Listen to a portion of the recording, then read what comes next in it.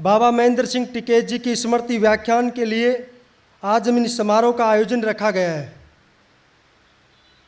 चौधरी साहब ने जो अपने सामाजिक जीवन के अंदर जो संघर्ष किया, किसान कौम के लिए उन्होंने दिन रात अपनी मेहनत से, और जो किसानों के लिए उन्होंने जितना संघर्ष अपने जीवन में किया, शायद ही किसी किसान नेता ने इतना संघर्ष बिना किसी सपोर्ट के, बिना किसी राजनीतिक छत्र छाया के दिन रात किसानों के लिए काम करते रहे।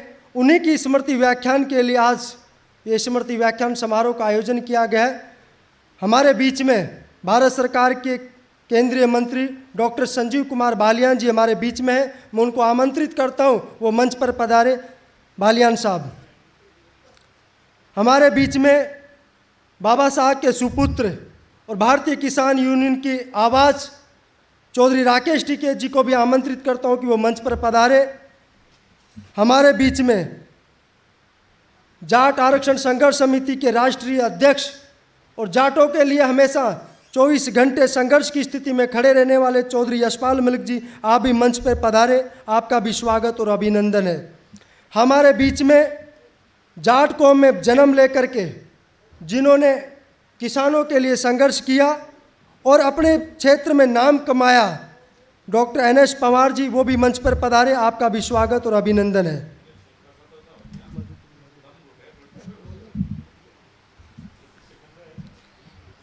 बाबा महेंद्र सिंह जी टिकैत के स्मृति व्याख्यान में भारत सरकार में केंद्रीय मंत्री मुजफ्फरनगर के लोकप्रिय सांसद डॉक्टर संजीव बालियान जी का भाई PS कलवाणिया और अमुतार पलसानिया बुक्के में बैठकर उनका स्वागत करें। भारतीय किसान यूनियन के प्रवक्ता बाबा महेंद्र सिंह टिकैत के सुपुत्र राकेश जी टिकैत का दुपट्टा व बुक्के भेंटकर उनका स्वागत करें।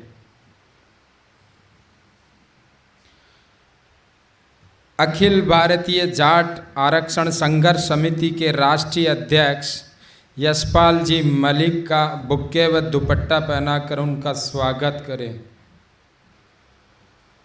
डॉक्टर NS पवार जी, उनका भी PS कलवाणिया व रामोतार पलसानिया जी, उनका भी स्वागत करें।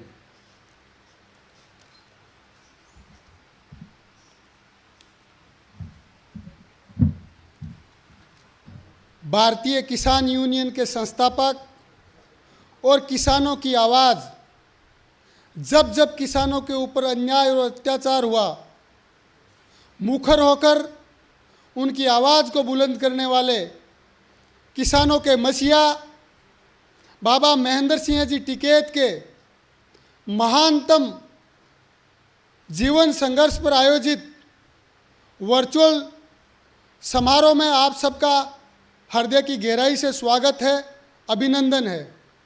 बाबा साहब ने अपने पूरे जीवन काल में जहाँ भी किसान को उसकी फसल का मूल्य नहीं मिला हो, उसके हकों के साथ में न्याय नहीं हुआ हो, या वो किसी भी परेशानी में रहा हो, वे हमेशा मुखर होकर किसान की आवाज़ को बुलंद करते थे। बाबा साहब के इस महान स्मृति व्याख्यान समारोह में हमारे बीच में विराजमान परम आदरणीय अखिल भारतीय जाट आरक्षण संघर्ष समिति के राष्ट्रीय अध्यक्ष चौधरी यशपाल मलिक जी से निवेदन करूंगा कि वो आए और बाबा महेंद्र सिंह जी टिकैत के महानतम जीवन संघर्ष पर अपना स्मृति व्याख्यान रखें।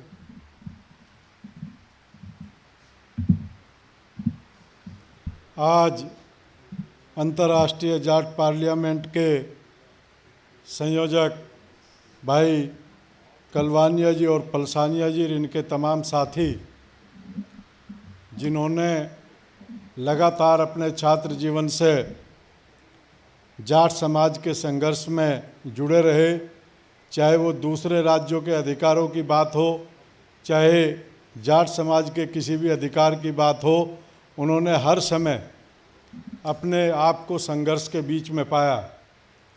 और मेरा इन दोनों भाइयों से 2009 के आसपास मिलना हुआ और तभी से जाट आरक्षण आंदोलन में इनका सहयोग और अभी जो एक ऐतिहासिक कार्य है महाराजा सूरजमल के डॉक्यूमेंट्री, वीर तेजाजी पे व्याख्यान और तमाम जाट महापुरुषों को लेके उनको अपने मीडिया के माध्यम से और सोशल मीडिया के माध्यम से जो कार्यक्रमों का आयोजन किया उसके लिए तो ये धन्यवाद के पात्र है। आज इसी श्रृंखला में बाबा महेंद्र सिंह टिकैत, जिनको लोगों ने बाबा तो इसलिए कहते थे, हम लोग के वो खाप के प्रधान भी थे, हमारे यहाँ परंपरा भी थी, लेकिन उनको महात्मा भी लोगों ने कहा क्योंकि उनका जीवन एक संघर्षशील महात्मा की तरह ही रहा।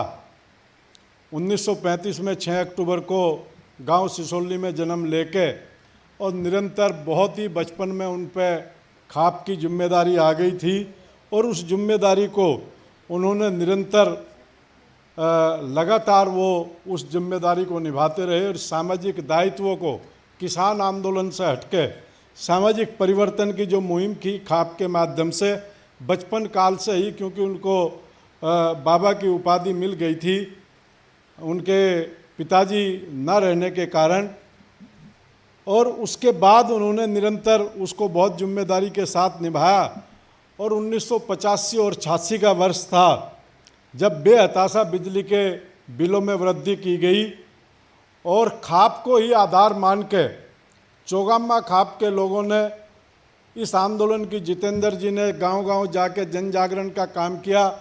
बाबा महेंद्र सिंह टिकैत जी के पास पहुँचे और उन्होंने कहा कि आपके आशीर्वाद की आवश्यकता है। उन्होंने भी अपना आशीर्वाद दिया और इसको आंदोलन बनाने के लिए हमारी मुख्यतः वहाँ 4 खापें प्रमुख रहती थी, जिसमें बालियान खाप, तोमर खाप और गठवाड़ा खाप और चौगामा खाप।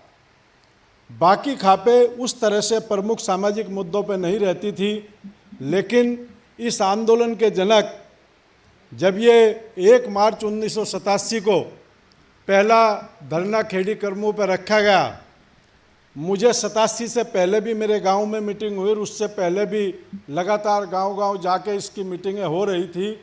मैं तब हालांकि एयरफोर्स में था, लेकिन उसके बावजूद भी हम लोग छुट्टी पे थे उन दिनों और हम लोग भी उन मीटिंगों में भाग ले रहे थे। वो किसानों के ऊपर काला दिन था।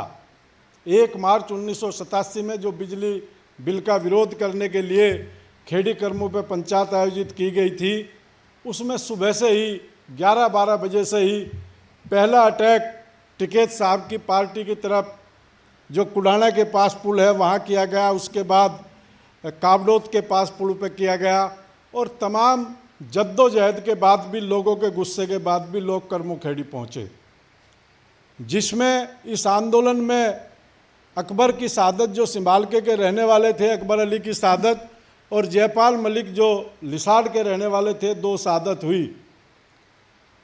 और दोनों सादत के बावजूद भी बिजली घर पे पहुँचे। ये उन तमाम हमारे बाबा टिकैत साहब के नेतृत्व और उन हमारे महापुरुषों जो हमारे अब बीच में भी उनमें से कुछ नहीं हैं, उन सब लोगों के संघर्ष का परिणाम था कि सरकार को जगाने का काम किया। और उसके बाद ये निर्णय लिया गया कि भाई जब इनकी अंत्येष्टि कर दी गई, जयपाल मलिक जी की, अकबर जी की, मेरे विचार से राकेश जी, जयपाल मलिक जी की अंत्येष्टि के बाद ही शायद वो जलसा शुक्करताल पहुंचा था, जिसमें 18-20 किलोमीटर की भीड़ थी बाबा साहब के नेतृत्व में। और वो एक ऐसा बदलाव का क्षण था कि शुक्करताल से वापसी लौटते समय ये निर्णय लिया गया कि भाई 1 महीने बाद ठीक 1 अप्रैल को दोबारा से बिजली घर पर धरना दिया जाएगा। और मैं खुद शामली में था। जो पुलिस 1 मार्च को हथियार लेकर सड़क पे थी, 1 अप्रैल को वो पुलिस पिक्चर हॉलों के अंदर बंद थी। और तमाम व्यवस्था जिस शांति के साथ व्यवस्था किसान यूनियन के लोगों ने संभाली, वो एक ऐतिहासिक क्षण था जिसका मैं खुद गवाह हूँ। मैं खुद शामली में था जब पता लगा कि भाई कहीं भी पुलिस नहीं है, जो पुलिस सुरक्षा की दृष्टि से भेजी गई थी, वहाँ के प्रशासन को कह दिया गया था कि अगर पुलिस हमारे सामने आएगी तो लोगों में बदले की भावना पैदा होगी। उसके बाद नियंत्रित भीड़ को संबोधित करके आगे के आंदोलन हुए, और वो एक ऐसा क्षण था टिकैत साहब के नेतृत्व में इस देश में, जो चौधरी साहब उन दिनों बेड पे थे और एक नया नेतृत्व इस देश को मिलने का काम किया। और मैं तो जगह जगह एक बात कहता हूँ कि चौधरी छोटूराम जो शब्द कह के गए थे कि बोलना ले सीख और दुश्मन लो पहचान, उसकी परिभाषा को सत्यार्थ करने का काम किया बाबा महेंद्र सिंह टिकैत और महात्मा टिकैत ने, जिन्होंने गांव-गांव में, घर घर में ऐसा नेतृत्व पैदा कर दिया कि कोई भी हरी टोपी लगा के किसी के भी मंत्री का दफ्तर हो, किसी अधिकारी का दफ्तर हो, वो भय निकालने का काम किया। जो पुलिस का थाना देख के लोग डर जाते थे, जिस तरह से प्रशासनिक अफसरों का खौफ होता था। उसके बाद निरंतर आंदोलन, लगातार 1987 खेड़ी कर्मों के बाद 1988 में बोट क्लब, उसके बाद नईमा कांड, भोपे में एक मुस्लिम गरीब परिवार की लड़की पे एक राजनीतिक परिवार ने उसकी हत्या की साजिश रची, और उसके ऊपर बाबा साहब ने जो पड़ाव डाला गंग नहर के ऊपर, वो भी एक ऐतिहासिक पड़ाव था। लोगों को मुजफ्फरनगर से बाहर निकलने के बाद भोपाल पैदल ही जाना पड़ता था 15-16 किलोमीटर। तमाम पत्रकार, तमाम लोग उस दौरान के हमें अब भी मिलते रहते हैं, और वो बाबा साहब की यादों उनके बीच में संजोई हुई है। और वो कहते थे हम बाबा साहब के माध्यम से, महात्मा टिकैत के माध्यम से एक परिवर्तन की आशा जो रहे थे, और उस आशा को उन्होंने तब्दील किया बोट क्लब। बोट क्लब का एक ऐसा ऐतिहासिक आंदोलन था। चौधरी साहब आए तो एक दिन के लिए थे, लेकिन जब जम गए तो उसके बाद जनवरी का महीना था और कड़कड़ाती ठंड थी। लेकिन जिस तरह की हमसे और राकेश जी से बड़ी जो पीढ़ी थी 10-15 साल, जिस तरह से उनके अनुयायियों की जो फौज थी, लोग बोट क्लब पे हलवे की ट्रॉलियाँ गांव से भर के आने लगी। बोट क्लब पे लोग बाग 100-100, 150-150, 200-200 किलोमीटर ट्रैक्टर चला के पहुँचने लगे।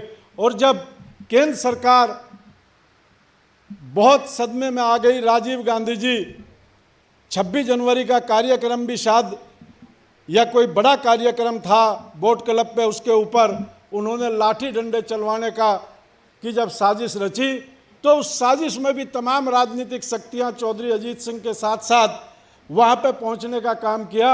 और बाबा साहब तब तक वहाँ से नहीं हिले जब तक उस बात का आश्वासन नहीं मिल गया जिस काम के लिए वो हटे थे। ना वो लाठी से डरे, ना वो डंडों से डरे, वो हमेशा अपनी बात पर अड़ग रहे। उसी तरह 1988 का मेरठ कमिश्नरी का आंदोलन, जहां तमाम किसानों ने वो ऐतिहासिक दृश्य 25 दिन तक दिखाया। बाबा साहब की एक बात थी महात्मा टिकैत की कि जहां वो गए, अगर उनकी मांगें नहीं मानी गई तो तमाम आंदोलन में उन्होंने कहा भाई आप हमारे पास भी समय है और आपके पास भी समय है, और वहीं पर डेरा डाल दिया। मेरठ के तो ये हालात थे कि वहाँ तमाम जो मजदूर लोग थे, इतना खाना वहाँ पहुँच जाता था कि मेरठ का कोई मजदूर 25 दिन तक सीधा यूनियन के धरने पे आता था, तीनों टाइम का खाना खाएगा।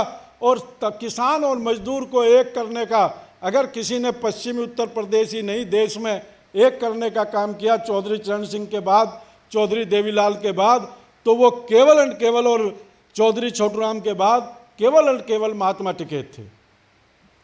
इसी तरह उनके आंदोलन चलते गए। 1990 में गन्ने के भाव को लेके कई लाख किसानों को लेकर लखनऊ में डेरा डाला।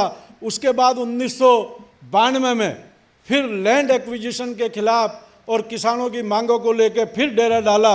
ये निरंतर वो समय थे जब वो बिना थके बिना हारे। और एक बात मैं और कहना चाहूँगा, वो अकेले नहीं थे, उनके साथ जो जनता खड़ी थी उसके साथ मैंने ये भी हालत देखा कि टिकैत परिवार का हर सदस्य सुबह 3 बजे से लेकर और सोने तक निरंतर जो आओ भगत वाले लोग थे, चाहे वो 1000 आ जाओ, चाहे 2000 आ जाओ, चाहे 500 आ जाओ, चाहे 100 आ जाओ, टिकैत परिवार का हर सदस्य, सिसोली का हर सदस्य उनकी आओ भगत में निरंतर लगा रहता था। और वे ऐसे भी किसान नेता नहीं थे कि चारपाई पर बैठ गए, अगर उन्हें 2 घंटे भी समय मिला तो 2 घंटे घेर में से उठ के फिर खेत में पहुंच जाते थे। तो इस तरह के व्यक्ति, इस तरह की जब पूंजीपति नीतियों की शुरुआत हुई, उसका विरोध करने के बीच में एक हमारे पास सुदृढ़ माध्यम हमें मिले।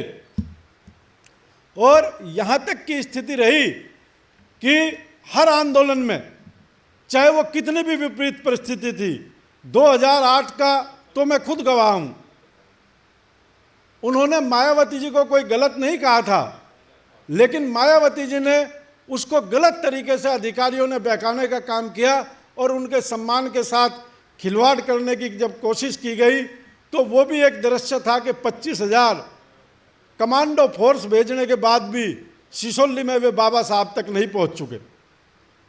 उसके बाद निरंतर वो संघर्ष लगातार, एक दो दिन के बाद पूरी जो फोर्स थी, कमांडो फोर्स, उसको विड्रा करना पड़ा और बाबा साहब अपनी मर्जी से गए। जज साहब ने उन्हें जमानत दी और जमानत देने के बाद भी जो साजिशें रची गई उसमें मैं भी बिजनौर में था। गिरफ्तारी की दोबारा जज साहब ने तब भी उस साजिश को रोकने का काम किया, लेकिन बाबा टिकैत निरंतर निडर रूप से हर चुनौती के लिए सामने खड़े थे।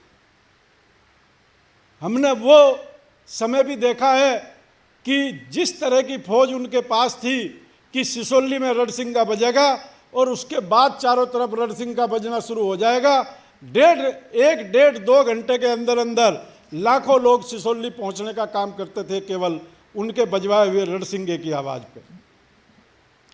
ये तमाम आंदोलन उनके न अपने निजी स्वार्थ के लिए थे, न अपने परिवार के स्वार्थ के लिए थे। ये तमाम आंदोलन उन्होंने किसान की आवाज़ बनने का काम किया, उन्होंने किसान को रास्ता दिखाने का काम किया। उन्होंने इस जाति में, किसान की जो जाति है उसमें 36 बिरादरी है, उनको रास्ता ही नहीं दिखा, उनमें नेतृत्व प्रदान करने का काम किया। चाहे वो रजबपुर का आंदोलन था 1988 का, जिसमें लगभग 4-5 शहादत हुई। उस टाइम पर टिकैत साहब नहीं थे, लेकिन जब उनको किसान का पता लगा तो तुरंत वो उसी घटना स्थल पर पहुंचकर उन्होंने पड़ाव डालने का काम किया। चाहे वो अलीगढ़ में खेर का कार्यक्रम था, और उस परंपरा को, ये नहीं कि उनके जाने के बाद भाई राकेश जी यहाँ हैं, नरेश टिकैत जी यहाँ हैं, लगातार संघर्ष में 2007 में भी उनको गिरफ्तार किया गया झूठे मुकदमे में, 20 साल पुराने मुकदमे में, क्योंकि सरकारें जिस साजिश के साथ आंदोलनकारियों पे 20-20 साल पुराने मुकदमों को उखाड़ के, और उसका भी जवाब भाई राकेश टिकैत के नेतृत्व में बागपत में एक बड़ी पंचायत आयोजित करके और गिरफ्तारी देके उसका विरोध करने का काम किया गया। हमें तो उनका आशीर्वाद, चाहे मेरठ की जाट आरक्षण आंदोलन की रैली हो, चाहे 2007 में खरड़ की रैली हो जिसमें वो नहीं थे, लेकिन भाई राकेश टिकैत उनके नेतृत्व के रूप में हमारे साथ थे। उस तमाम मूवमेंट को उन्होंने, जो भी उनके पास पहुंचा, उनको अपना आशीर्वाद देने का काम किया। आज वो हमारे बीच में नहीं है, लेकिन उनके विचार हमारे बीच में हैं। आज देश का जो भी किसान आंदोलन है, चाहे वो पीपली में था, चाहे पिछले साल भाई राकेश टिकैत ने हरिद्वार से यात्रा शुरू करके दिल्ली के राजघाट पर समाप्ति की हो, ये आंदोलन सब उनके विचारों के आंदोलन हैं। ये आंदोलन किसी व्यक्ति विशेष के आंदोलन नहीं, जो नेतृत्व उन्होंने ईमानदारी के साथ दिया था, और उस नेतृत्व को भी बहुत से राजनीतिक लोगों ने चैलेंज करने का काम किया, लेकिन जिसने भी उसको चैलेंज किया उन्होंने मुंह की खाई। ये तमाम ऐसे आंदोलन हैं, और जिसमें 1990 में प्रधानमंत्री चंद्रशेखर सिसोली पहुंचे, 1991 में निलोह का आंदोलन हुआ, 91 में ही फिर सिम्बावली का हुआ, और फिर 1995 92 के साथ साथ 95 में भी लखनऊ का आंदोलन हुआ, और उसके बाद 9 अगस्त 1996 को देवगौड़ा जी वहाँ पहुँचे। ये तमाम वीर बहादुर सिंह, ये तमाम ऐसे लोग थे जिनको महात्मा टिकैत की ही ताकत थी कि देश के प्रधानमंत्री, उत्तर प्रदेश के मुख्यमंत्री उनके साथ, उनके पास निरंतर पहुँचे इस बात के लिए कि वो किसानों की समस्याएं हल करना चाहते हैं और महात्मा टिकैत का साथ चाहते हैं। बहुत से लोगों ने उनके बारे में अफवाह उड़ाने का प्रयास किया कि वीर बहादुर सिंह को करवे से पानी पिलाया। उन्होंने केवल वीर बहादुर सिंह को ये कहा कि जिस तरह से किसान रहता है, आप 1 घंटे के लिए तो किसान बन के देखो। उन्होंने देश के बड़े बड़े नेताओं को ये कहने का काम किया कि आप 1 घंटा 1 दिन किसान अगर बन जाओगे तो आपको ये पता लग जाएगा कि किसान का क्या दुख है, किसान का क्या दर्द है। उस व्यवस्था परिवर्तन के लिए 2011 में वो इस लंबी यात्रा के बाद हम लोगों को छोड़ कर चले गए, लेकिन उनके विचार, उनका संघर्ष, उनके आदर्श, वो केवल राकेश टिकैत और राकेश टिकैत के परिवार नहीं, आज करोड़ों किसान उस रास्ते पर चल के, और जिस तरह से चौधरी चरण सिंह ने देश भर में घूम के राजनीतिक नेताओं को इकट्ठा करने का काम किया था, उसी तरह से महात्मा टिकैत ने देश में कहीं भी आंदोलन हो, चाहे शरद जोशी हो, चाहे राजू सेठी हो, चाहे कर्नाटका के थे, मेरे उनका नाम तो ध्यान नहीं है, चाहे पंजाब के किसान थे, ये तमाम किसान इस आशा से उनकी तरफ देखते थे किसान नेता कि अगर महात्मा टिकैत किसी किसान आंदोलन का नेतृत्व करेंगे तो निश्चित रूप से वो किसान आंदोलन सफल होगा और देश की गूंगी बहरी सरकारों को उस आंदोलन की आवाज़ सुननी पड़े। इस तरह का व्यक्तित्व उनका देश में हो गया था, और उस क्रम से उस पीढ़ी को भाई राकेश टिकैत भी, चाहे मध्य प्रदेश के किसानों के लिए आंदोलन में गिरफ्तारी हो, चाहे नरेश टिकैत जी, चाहे इनकी अगली पीढ़ी, ये निरंतर उस कार्यक्रम को, उनके आदर्शों पर चल के उसको बढ़ाए हुए हैं।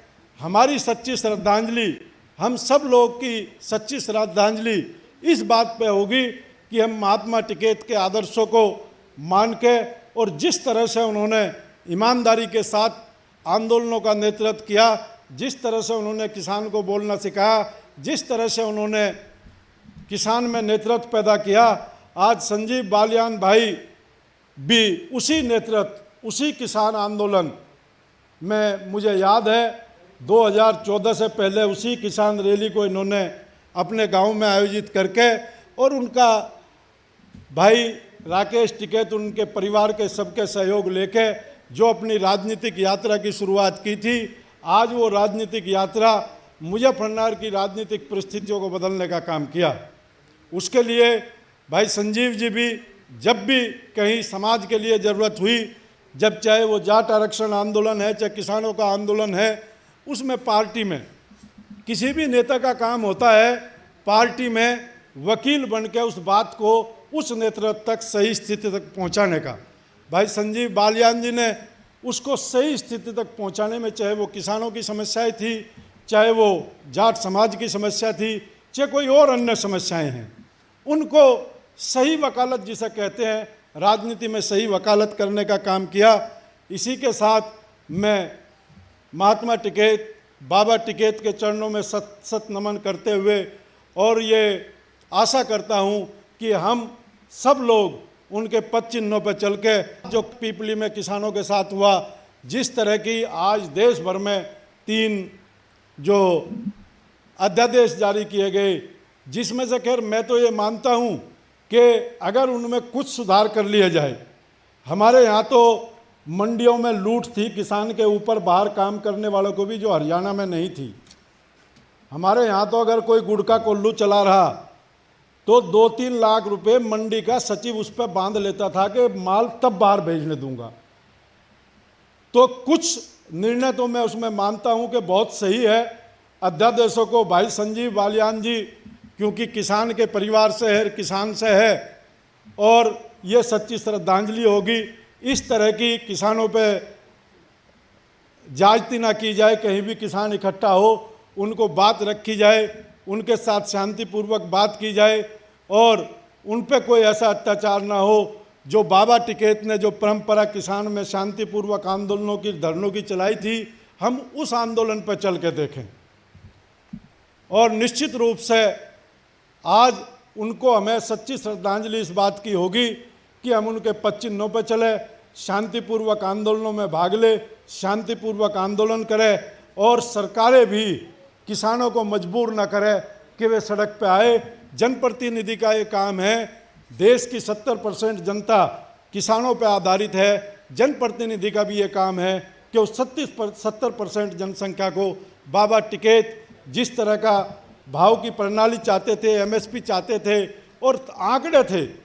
एक बार मैं पंजाब भवन में बैठा, मैंने आज तक मैं बहुत नेताओं से मिला, मैंने आज तक इस तरह का सुदृढ़ नेतृत्व नहीं देखा।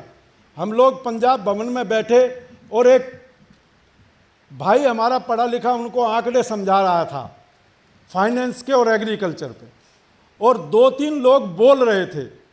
धरने का टाइम था, दिल्ली में धरना डाला था, मैं युद्धवीर भाई के साथ था और जो आंकड़े डाले बता रहे थे तो बीच में 2-3 बोल चुके सरदार लोग बैठे हुए थे। उन्होंने कहा चुप, पहले ये बात पूरी होने दो। मतलब लगातार सुनने की शक्ति, लगातार गुणने की शक्ति।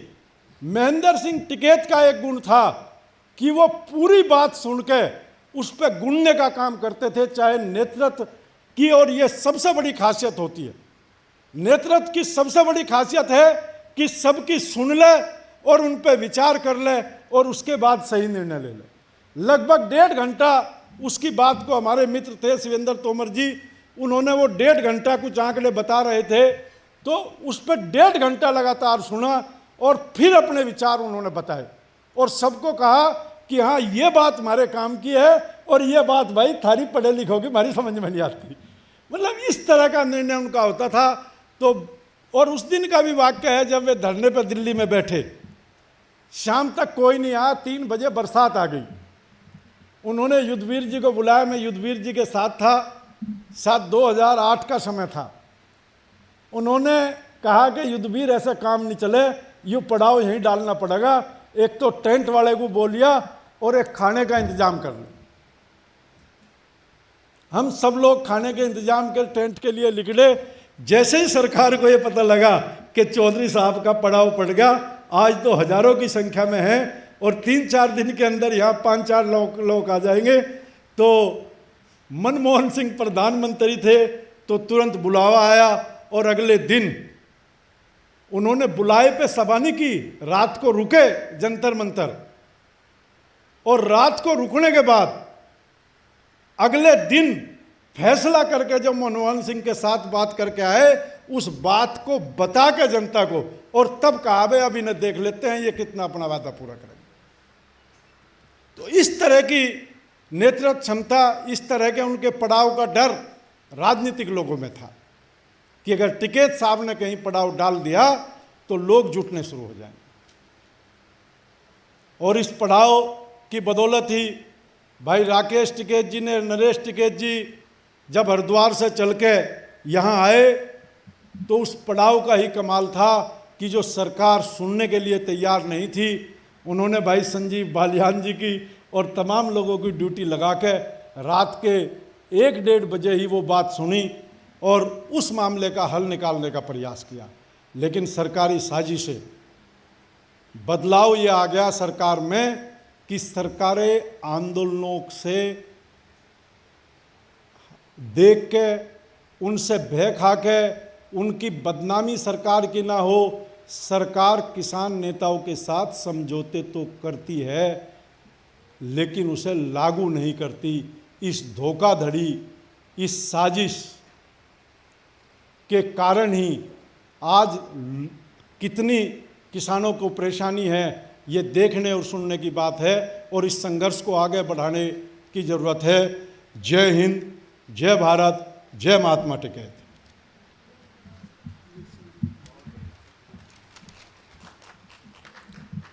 मलिक साहब, जो आपने चौधरी बाबा महेंद्र सिंह टिकैत जी के जीवन संघर्ष को आपने यहाँ दृष्टिपटलित किया, उसको हम किसान और गांव और ढाणियों तक लेकर जाएंगे। स्वागत की अगली कड़ी में भारतीय किसान यूनियन के प्रदेश के सचिव सरदार अमीर सिंह जी को मैं आमंत्रित करता हूं कि वो मंच पे आए। सरदार अमीर सिंह जी, उनके स्वागत के लिए भाई मधुसूदन चौधरी और श्रवण चौधरी जी वो आए और सरदार अमीर सिंह जी का दुपट्टा और पुष्पगुच्छ भेंट करके स्वागत करें।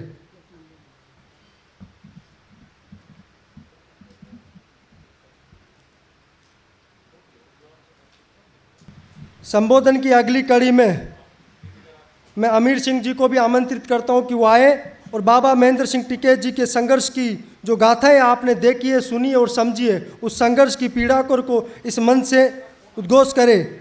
सरदार अमीर सिंह जी।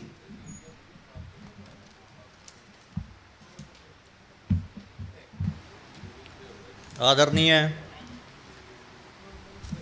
मंच पे उपस्थित केंद्रीय मंत्री संजीव बालियान जी, राकेश टिकैत जी, मलिक साहब व दूर दराज से मेरे सभी आए साथियों, मेरी तरफ से नमस्कार। जैसे बाबा महेंद्र सिंह टिकैत जी के बारे में मलिक साहब ने कहा, बाबा महेंद्र सिंह टिकैत जी ने किसानों को अपनी लड़ाई लड़ने के लिए एक रास्ता दिखाया था और आज हमारे आंदोलन जो किसान भाई कर रहे हैं बाबा महेंद्र सिंह टिकैत के, उन्हीं रास्ते पे चल रहे हैं। बाबा महेंद्र सिंह टिकैत जी इस कलयुग के किसानों के अवतार थे। उन्होंने जो काम किए किसानों के हित में बहुत बढ़िया काम किए हैं। जहाँ भी आंदोलन किए बहुत अच्छे आंदोलन किए हैं और किसान को अपनी पहचान भी उन्होंने सिखाई थी कि किसान ने अपना हक सरकारों से कैसे मांगना है। तो किसान भी उस राह पे चल रहे हैं। आगे उनके परिवार टिकैत परिवार है जो बहुत अच्छी कार्य कर रहे हैं, बहुत अच्छी तरह किसान की पीड़ा को समझ रहे हैं। देश विदेश में जाकर किसान के लिए लड़ते हैं, संघर्ष करते हैं, तो किसान के लिए जूझते भी हैं कि किसान को कोई भी समस्या हो वो सुनते हैं जाके। तो बाबा महेंद्र सिंह टिकैत की ये देन है हमारे ऊपर कि उन्होंने बहुत अच्छा कार्य किसान के लिए करते रहे थे और आगे करने के लिए हमें सिखा गए हैं। जैसे किसान पहले 2018 10 अक्टूबर को दिल्ली में आया था, जब भी बहुत अत्याचार हुआ था किसान पे। जैसे पिपली में, हरियाणा पिपली में रैली थी, वहाँ भी किसानों के ऊपर बहुत अत्याचार। मैं उसकी भी निंदा करता हूँ कि किसान अपनी मांग के लिए जाता है लेकिन लाठी खाने के लिए नहीं जाता। तो किसान जो 3 घंटे वहाँ पे जाम भी रहा, वो भी सरकार की वो थी, पुलिस की थी कि जाम लगा तो उनकी वजह से। अगर वो अपना हक मांगने के लिए कोई जाता है तो उसके ऊपर लाठी बरसाना कोई ठीक काम नहीं है।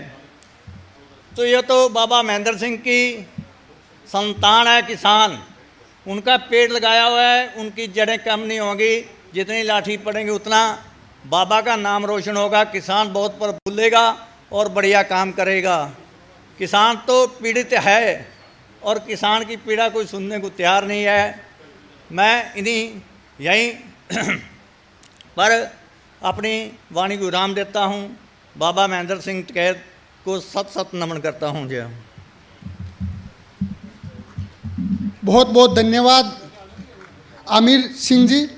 मैं संबोधन की अगली कड़ी में बाबा महेंद्र सिंह जी टिकैत के सुपुत्र, भारतीय किसान यूनियन की मुखर आवाज़, परम आदरणीय राकेश टिकैत जी से निवेदन करूंगा कि वो आए और अपनी बात रखें।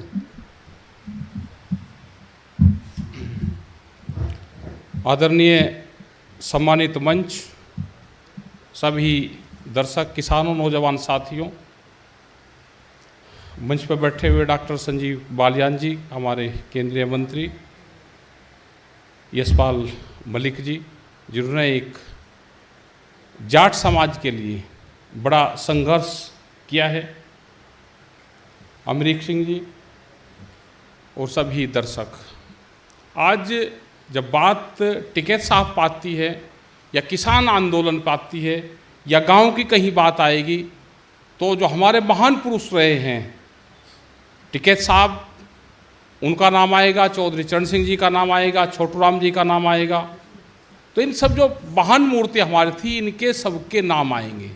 जब भी कभी ग्रामीण की बात आएगी, कभी अगर पॉलिटिकल किसान उसकी बात आएगी, तो चौधरी चरण सिंह जी का नाम आएगा, कुंभाराम आर्य जी का नाम आएगा। और अगर वैसे संघर्ष की बात आएगी तो हमेशा टिकैत साहब का नाम ऊपर रहेगा। इनमें नॉन पॉलिटिकल होते हुए बहुत से संघर्ष किए, और जो किसान बोलता नहीं था, जो अपनी भाषा में अपनी बात नहीं कह सकता था, बहुत लोग कहते हैं कि भाई टिकैत साहब ने क्या करा। टिकैत साहब ने हमेशा उन लोगों को आवाज़ दी जो लोग अपनी बात अधिकारी सरकार तक कह नहीं सकते थे। आज वे अपनी भाषा में अपनी बात अधिकारी और सरकार तक कहते हैं।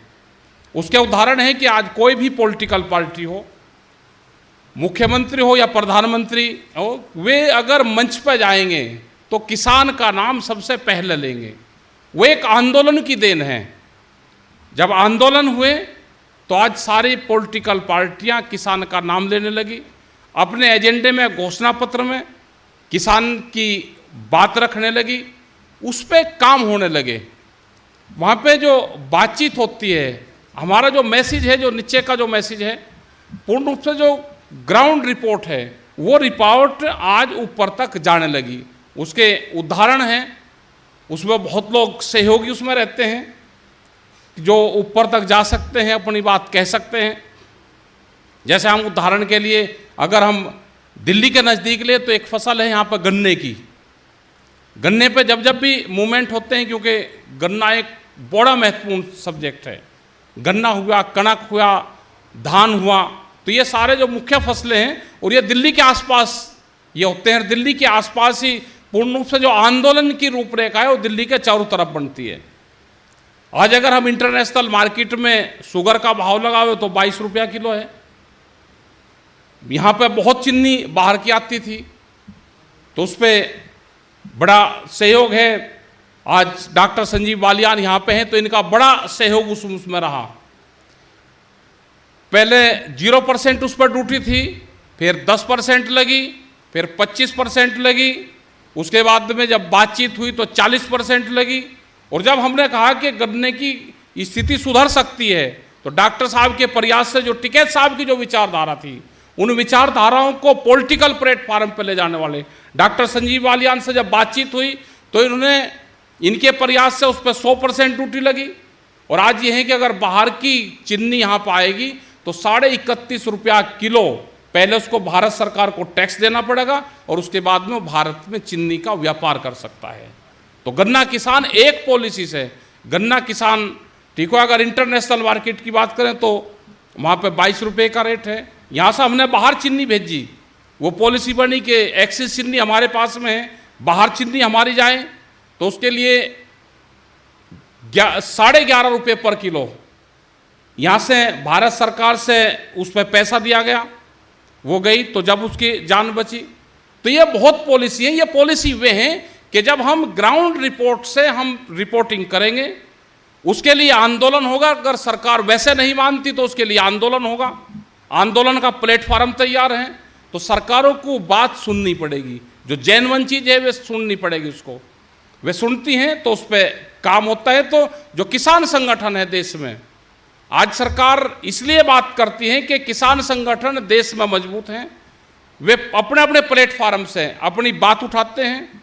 जो टिकैत साहब की जो विचारधारा थी, उन विचारधाराओं से मिलकर चलते हैं और सरकारों से पॉलिसी बनवाने के लिए प्रेशर ग्रुप का काम किसान संगठन करते हैं। और जब तक देश के प्रधानमंत्री, स्टेट के मुख्यमंत्री और मिनिस्टर अगर गांव में जाएंगे और किसान की बात नहीं करेंगे तो तो ये लगता है कि ये हमारी बात नहीं कर रहा, उनको बात सुननी पड़ती है। तो आंदोलन के माध्यम से कहने का मतलब ये है कि आंदोलन के माध्यम से जो टिकैत साहब की जो विचारधारा थी, जो उन्होंने आंदोलन करने के तौर तरीके बताए अहिंसक तरीके से, हिंसक नहीं अहिंसक तरीके से जो तौर तरीके बताए, उससे कामयाबी मिलती है। वो चाहे किसी भी उसका सब्जेक्ट हो। आज भी जो हरियाणा में जो चल रहा, आज भी जो नए भूमि अधिग्रहण एक्ट आया था, उसमें भी जो बदलाव हुआ, तो वो भी पूर्ण रूप से सारी पार्टियों की सहमति से वो बना। किसान आंदोलन हुए और उस पर वो कांग्रेस पार्टी हो, वो बीजेपी की पार्टी हो, उस टाइम पे कांग्रेस पार्टी सत्ता में थी और स्टैंडिंग कमेटी की चेयरमैन सुमित्रा महाजन थी और सारे जो किसान संगठन थे वे उसके विरोध में थे। तो बातचीत हुई और सरकार ने उसको मानना पड़ा। आज नया भूमि अधिग्रहण आया है, जो एक्ट आया है नया, तो उसमें पूर्ण रूप से किसानों को लाभ है। जो उसमें लिखा हुआ है अगर उसमें त्रुटि ना हो, उसमें छेड़खानी ना करा जाए, तो इस तरह का कानून है कि उससे पूर्ण रूप से किसानों को लाभ है। तो ये किसान आंदोलन की देन है। आज नई हमारी डिमांड है कि जो 3 अध्यादेश आए हैं उसमें भी हमारी डिमांड ये है कि उसमें अगर कोई खामियां हैं उसको चेंज करा जाए।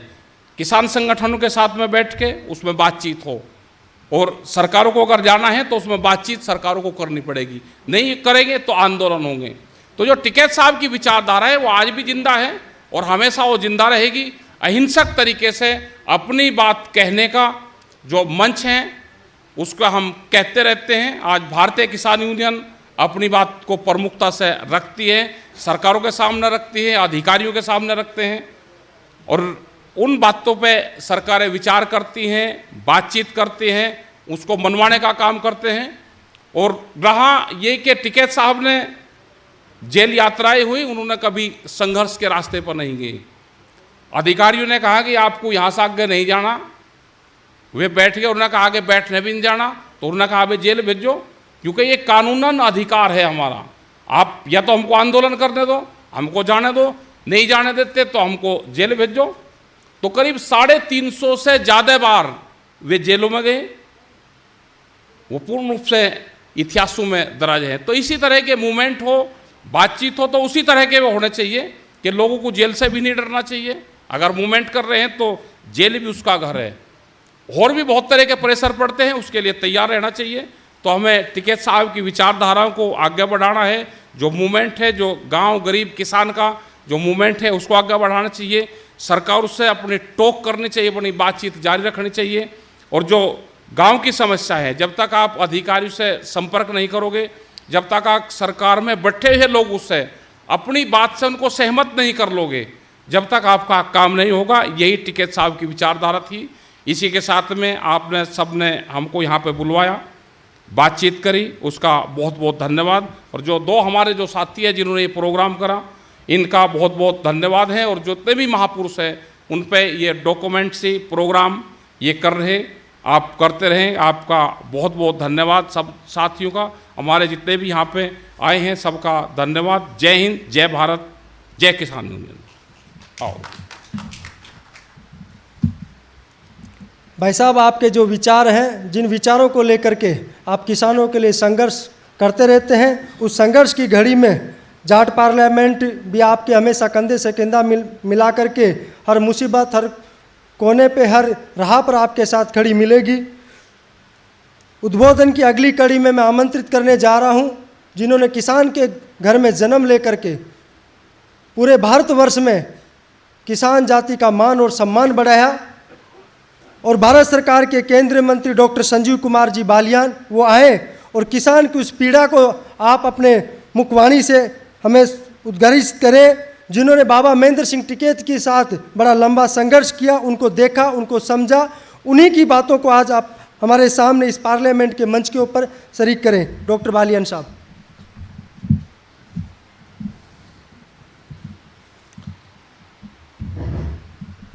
यशपाल मलिक जी और चौधरी राकेश टिकैत जी के बाद, ज़्यादातर आंदोलनों के बाद जो बाबा जी का आंदोलन रहे उस सब बात हो ही चुकी हैं।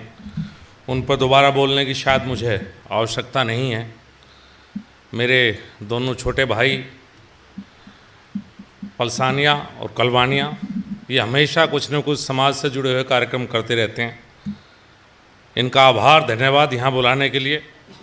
और लोगों के लिए शायद बाबा टिकैत नाम था, मैं उसी परिवार का हिस्सा हूँ। मेरे तो परिवार के मुखिया थे चौधरी महेंद्र सिंह टिकैत, और अपने परिवार के बुजुर्ग के बारे में 2 बातें कहने के लिए उन्हें बुलाया, इसके लिए इनका आभार।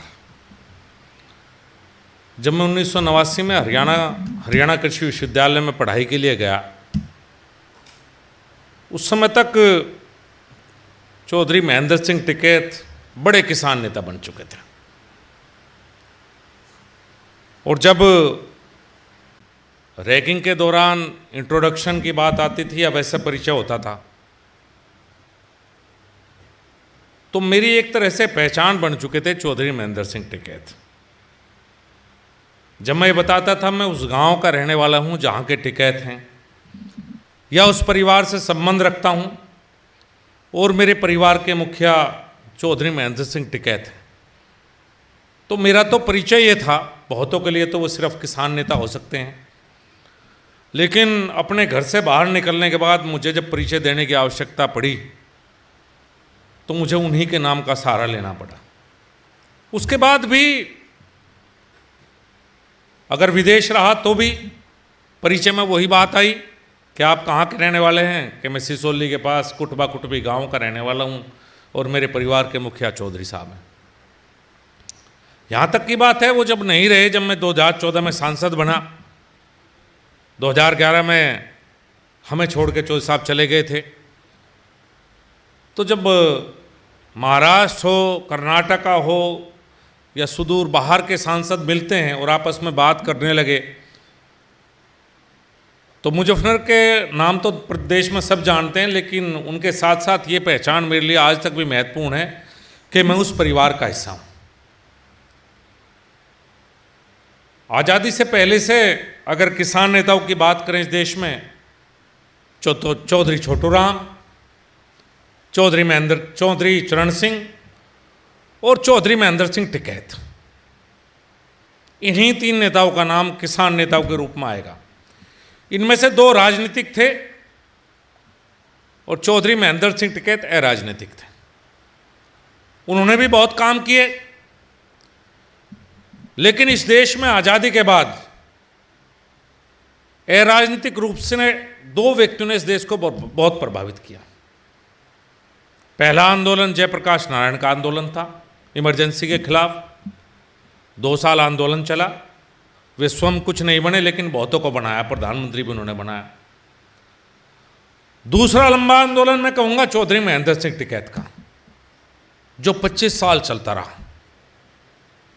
राजनीतिक रहते हुए भी शायद उन 25 सालों में किसान हित में जो भी कार्य इस देश में हुए, उस दौरान सरकारें सभी पार्टियों की रही, कांग्रेस की रही, जनता दल की रही, भारतीय जनता पार्टी की रही, लेकिन किसान हित में कोई भी काम हुआ तो शायद उन 25 सालों में सारा का सारा श्रेय हम सब लोग चौधरी महेंद्र टिकैत को ही देंगे। मेरे याद है उनके उदय से पहले अगर बात करेंगे तो घोषणा पत्र में किसानों का जिक्र नहीं होते थे,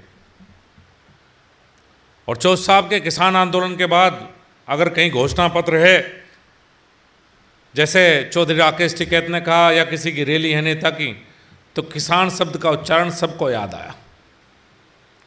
उन्होंने एक दिखाया इस देश में कि अराजनीतिक रूप से भी आप बहुत बड़े काम कर सकते हैं, और शायद राजनीतिक रहना मेरे जिलों में टिकैत साहब की सबसे बड़ी ताकत थी।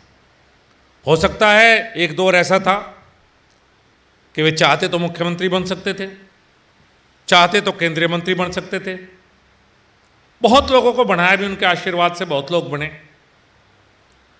लेकिन शायद सांसद और विधायक और मंत्री तो आते और जाते रहते हैं। आज हम हैं, कल कोई और था और कल कोई और रहेगा, लेकिन टिकैत साहब तो एक ही हुए हैं। ना कोई पहले टिकैत साहब जैसा रहा और शायद ना भविष्य में कोई टिकैत साहब जैसा रहेगा। उनके आंदोलनों की चर्चा यशपाल मलिक साहब ने की, उनकी सोच की चर्चा टिकैत साहब ने की। एक खास बात थी जब कहते थे मांग, तो शायद वो इस बात को पसंद नहीं करते थे कि आपकी मांग क्या है। उनका मानना था मांग नहीं, किसान का हक होता है, मांगना तो भिखारियों का काम है। उनकी सोच अपनी मांग रखने की नहीं थी, उनकी सोच अपना हक मांगने, हक की बात करने की थी। और मैं उनका एक इंटरव्यू कुछ दिन पहले सुन रहा था। उस इंटरव्यू में उन्होंने जो बात कही, ये बात मैंने पहले से पता थी और 2018 में मैंने पार्लियामेंट में भी रखी थी ये बात। उन्होंने कहा था 1967 के हिसाब से जो गेहूं और गन्ने की कीमत 1967 में थी, और जैसे सरकारी कर्मचारियों की सैलरी बढ़ी है और बात सब बढ़ा, देश में महंगाई बढ़ी, 1967 को बेंचमार्क मानते हुए 2018 आज 2020 में अप्लाई कर दो, किसान को इससे अलग कुछ नहीं चाहिए। और शायद एक यही बात इतनी बड़ी है कि शायद कोई सरकार नहीं मांग पाई, लेकिन किसान को उसका हक शायद इसी बात से मिलेगा। वो ऋण के बहुत ज़्यादा खिलाफ थे। कभी उन्होंने नहीं कहा कि भाई ऋण किसान को दो ऋण, वो कहते थे किसान को उचित मूल्य दो। उचित मूल्य अगर मिलेगा तो ऋण की आवश्यकता बिल्कुल भी नहीं पड़ेगी। और ये लड़ाई आज भी जारी है। आज हमारी खाप के चौधरी नरेश टिकैत भारतीय किसान यूनियन के अध्यक्ष हैं। हमारे बड़े भाई चौधरी राकेश टिकैत किसान यूनियन के प्रवक्ता हैं। और जो एक पौधा चौधरी महेंद्र सिंह टिकैत का लगा है, उससे पहले किसान आंदोलन होते थे।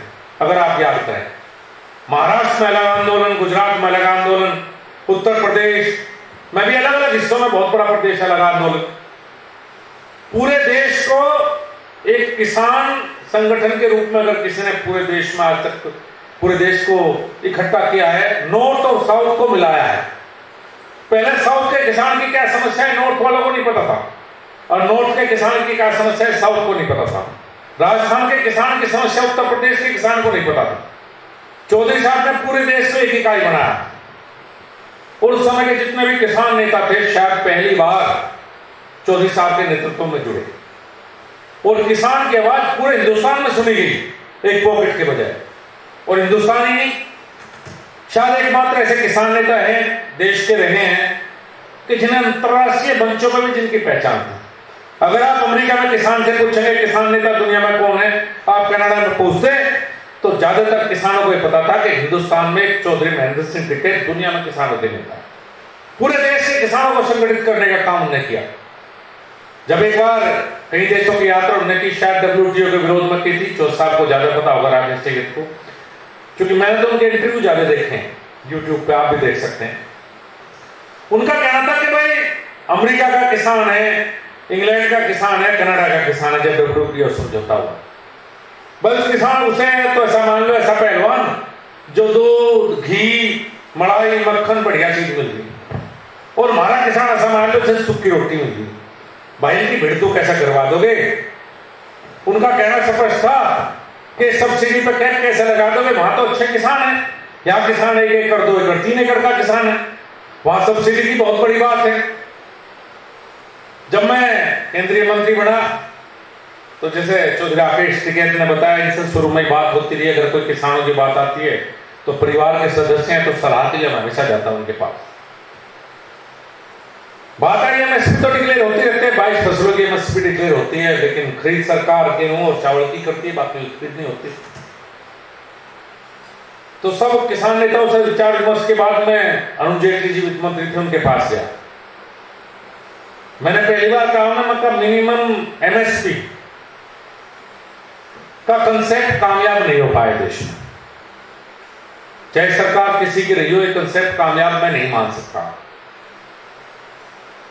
मैंने कहा इसकी जगह अगर हम मिनिमम सेलिंग प्राइस का कंसेप्ट लेकर आए, मिनिमम सपोर्ट प्राइस के बजाय, और कीमत फिक्स हो जाए हर उत्पाद की किसान के, भाई किसान का मक्का है इस भाव से नीचे भी नहीं बिक पाओगे, किसान की गेहूं नहीं बिक पाएगा, किसान की चीनी नहीं बिक पाएगी, तो उन्होंने मुझे कहा ये नहीं संभव है, यह संवैधानिक है और ये संभव नहीं है। मैं उनके पास कई बार गया, बड़े वकील थे, बड़े विद्वान व्यक्ति थे, लेकिन इस बात को उन्होंने उस समय मानने से इनकार किया। मैं धन्यवाद दूंगा नरेंद्र मोदी जी को। 2018 में जो कंसेप्ट था, जो चौधरी साहब की एक सोच थी टिकैत साहब की उचित मूल्य, उसकी शुरुआत पहली बार 2018 में हुई चीनी के मिनिमम सेलिंग प्राइस फिक्स करके। उस समय 29 रुपए की, आज 31 रुपए है। उम्मीद है 2 रुपए और बढ़ेंगे, 33 रुपए होंगे। मैं इसको पर्याप्त नहीं मानता, मेरी सोच में तो चीनी के रेट और ज़्यादा होने चाहिए, लेकिन एक शुरुआत हुई। इस बार आम की फसल थी, लॉकडाउन था, कांदला मंडी में 8 रुपए किलो थी साहब, मेरठ में 50 रुपए किलो और वही आम दिल्ली में 70 रुपए किलो। पैदा करने वाले किसान को 8 रुपए और 100 किलोमीटर दूर जब वो आम जाता है तो वो 70 रुपए का, 62 रुपए बिचौलियों के और 8 रुपए किसान के। ये लड़ाई बहुत लंबी है, ये किसी एक पार्टी या किसी एक सत्ता के खिलाफ लड़ाई नहीं है, किसान की लड़ाई। और सच मायने में तो किसान की आवाज़ बुलंद रहनी चाहिए। मैं तो इस पक्ष में रहता हूँ, सरकार किसी की भी हो, आज सरकार का हिस्सा मैं हूँ। किसान की आवाज़ दिल्ली और सत्ता के गलियारों में हमेशा गूंजती रहनी चाहिए, क्योंकि सरकारों को दबाव में काम करने की आदत रहती है। जब तक किसान की आवाज़ नहीं आएगी, किसान संगठनों की आवाज़ नहीं आएगी, अब नाम के किसान रहता रहेगा। राजनीति का स्वरूप और दौर बदल गया है। किसान की बात खुल के कहने वाले बहुत कम लोग हैं। पहले बड़े नेता होते थे, अपनी बात मजबूती के साथ कहते थे, अब नहीं है। हाँ, कई बार हम शायद किसान को समझाने में विफल रहते हैं, क्योंकि परसेप्शन एक ऐसी बात है कि गांव में बैठे हुए किसान के मन में किसी ने कोई बात डाल दी तो वो कभी नहीं निकलती। अभी यशपाल मलिक जी के आंदोलन का जिक्र कर रहे थे, हो सकता है मैं गलत हूं या ठीक हूं, लेकिन मैं मंडी कानून के शुरू से खिलाफ रहा हूं। उसका एक कारण रहा है, हमारे पश्चिम उत्तर प्रदेश में कभी मंडियां नहीं रही। हमारे किसान को चौधरी राकेश टिकैत ने बड़ा लंबा संघर्ष इस बात के लिए किया। हमारे किसान को गेहूं और चावल बेचने के लिए करनाल आना पड़ता था, और बॉर्डर पे पुलिस वाले रोकते हैं। चौथ साहब हर साल आंदोलन कर ले जा, ये तो आंदोलन करवा के बॉर्डर खुलवा के हमारे फिर पुलिस वाले किसान से 100 रुपये 200 रुपये लेना शुरू कर दें। भाई, करनाल से बने लिबर्टी के जूते तो मुजफ्फरनगर में आ जाएंगे, मुजफ्फरनगर का गेहूं करनाल क्यों नहीं जा सकता? मुजफ्फरनगर का चावल करनाल क्यों नहीं जा सकता? मुजफ्फरनगर का गुड़ करनाल क्यों नहीं जा सकता? जूते आ जाएंगे, किसान का उत्पाद नहीं जाएगा।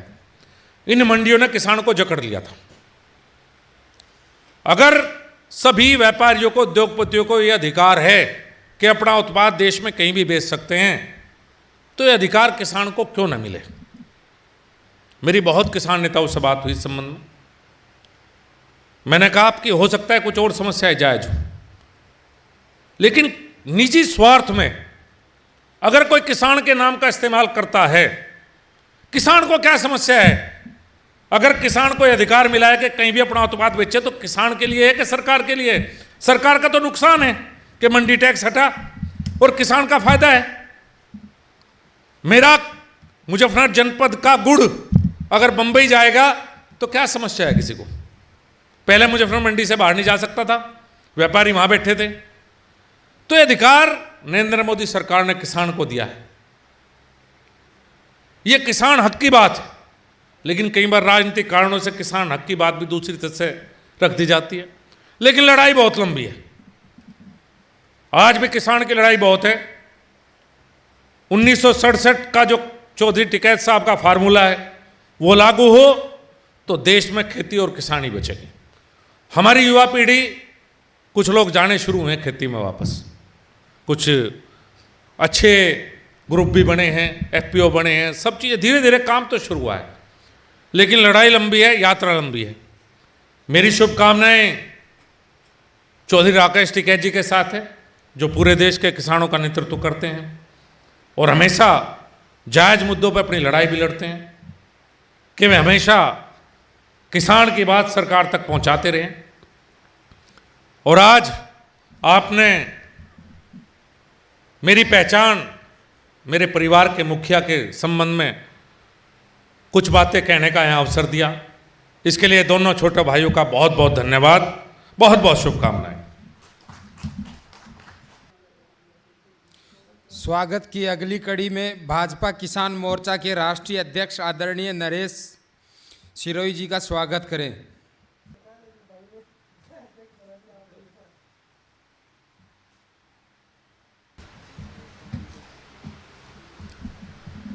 बाबा चौधरी महेंद्र सिंह टिकैत जी के संघर्ष और उनके व्यक्तित्व के ऊपर जो स्मृति व्याख्यान समारोह का जो आयोजन किया गया है, उसमें उद्बोधन की अगली कड़ी में मैं आमंत्रित करता हूं भाजपा किसान मोर्चा के राष्ट्रीय उपाध्यक्ष और किसानों के लिए बुलंद आवाज़ हमेशा संघर्ष के लिए खड़े रहते हैं हमारे बड़े भाई साहब आदरणीय नरेश जी सिरोही को मैं आमंत्रित करता हूं कि वो आए और बाबा महेंद्र सिंह टिकैत जी के जीवन पर प्रकाश डाले।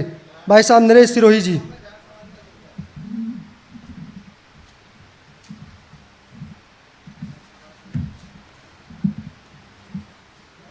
मैं सर्वप्रथम इंटरनेशनल जाट पार्लियामेंट के जो हमारी संस्था है उसके जो संयोजक हैं PS कलवानिया जी और राम अवतार पलसानिया जी का बहुत बहुत आभार व्यक्त करता हूं कि इन दो नौजवानों ने अपनी जाट बरादरी के लिए और किसान और इससे जुड़ी हुई जो समस्याएं हैं या इसमें जो इस पूरे वर्ग में जो महापुरुष हुए हैं उनके ऊपर व्याख्यान माला रखी है।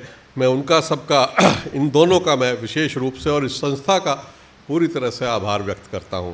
इस व्याख्यान माला में हमारे साथी संजीव बालियान जी जो केंद्रीय मंत्री हैं और राकेश टिकैत जी जिनके पिताश्री के ऊपर आज ये व्याख्यान माला रखी है, मैं दोनों का स्वागत करता हूं।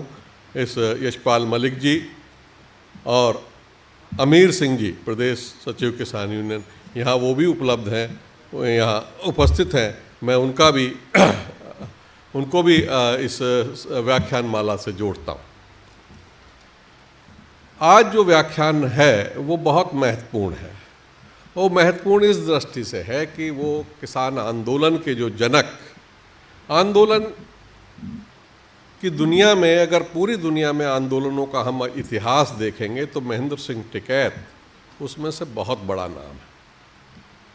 मैं समझता हूँ कि जो पिछली सदी में है, महात्मा गांधी ने बड़ा आंदोलन किया चंपारण में, सरदार पटेल ने बहुत बड़ा आंदोलन बारदोली से शुरू किया किसानों के शोषण को लेके।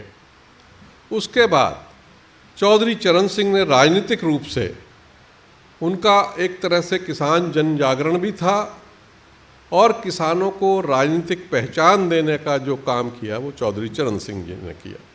लेकिन जैसे ही चौधरी साहब इस दुनिया से विदा लेके गए तो एक बहुत बड़ा गैप था।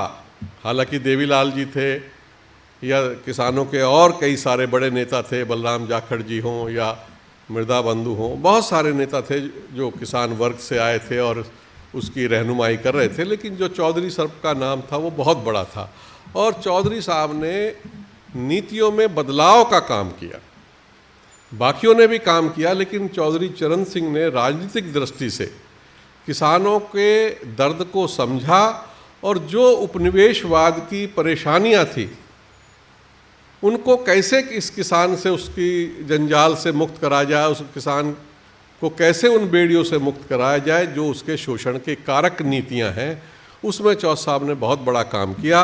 लेकिन चौथ साहब के साथ जाने के बाद लगातार बहुत कमी खल रही थी कि इसके बाद चौथ साहब के बाद उस तरह का नेतृत्व कौन किसानों को देगा, देश के किसान किसके पीछे लगेंगे।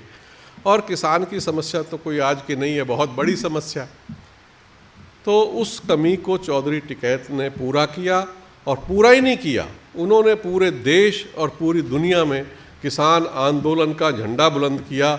और ये ऐसा समय था साथियों जब पूरी दुनिया में कृषि के क्षेत्र में बड़े बदलाव आ रहे थे।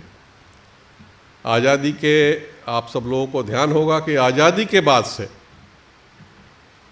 जो उपनिवेशवाद की नीतियां थी, जिसमें उपनिवेशवाद का मैं एक थोड़ा सा आपको इसमें आशय बता दूं कि उपनिवेशवाद कहते किसे, हम सुनते तो जरूर हैं, हम भी बचपन में सुनते थे, लेकिन हमें समझ में आया कि उपनिवेशवाद का मतलब क्या है। उपनिवेशवाद का मतलब है जो कमेरा वर्ग है, जो काम करने वाला है खेतों में या मजदूरी करने वाला है, जो उत्पादन करता है, उसके उत्पादन को सस्ते में कैसे खरीदा जाए और उससे जो बने हुए उत्पाद हैं उसी के को महंगा कैसे बेचा जाए, और जो उसमें अंतर है वो हमेशा गैप बढ़ता रहेगा।